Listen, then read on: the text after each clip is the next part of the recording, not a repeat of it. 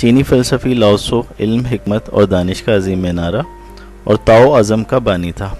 اس کے فلسفے کا اہم ترین پوائنٹ یہ تھا کہ قدرت اور دنیا کے ساتھ ہم آہنگی کے لیے کیا کرنا ہے اور کیسے کرنا ہے۔ تاؤ کے معنی راستہ یا طریقے کے ہیں، وہ راستہ یا طریقہ جو کامیابی کا راستہ ہے، فطرت کا راستہ ہے، حکمت کا راستہ ہے۔ اس مقصد کے لیے اس نے اپنی کتاب تاؤ دی چنگ لکھی جو حکمت کا خزانہ ہے۔ اس کو داؤ دی جنگ بھی کہا جاتا ہے۔ اس کے خاص نکات میں امن، سکون، فطرت کے ساتھ ہم آہنگ رہنے کا گر بیان کیا گیا ہے۔ کیونکہ ہمارے اکثر مسائل فطرت سے بغاوت اور قدرت سے غیر ہم آہنگی کی وجہ سے پیش آتے ہیں۔ پہلا سبق تاؤ کی تعلیمات کا یہ ہے کہ آپ کو جو کچھ مطلوب ہے وہ آپ ہی کے اندر ہے۔ آپ ہی وہ انمول خزانہ ہے جس کا بوجھ پہاڑوں نے اٹھانے سے انکار کر دیا تھا۔ اس خزانے کو کھوجنے کا سفر شعور ذات یا خودی کہلاتا ہے جو ایک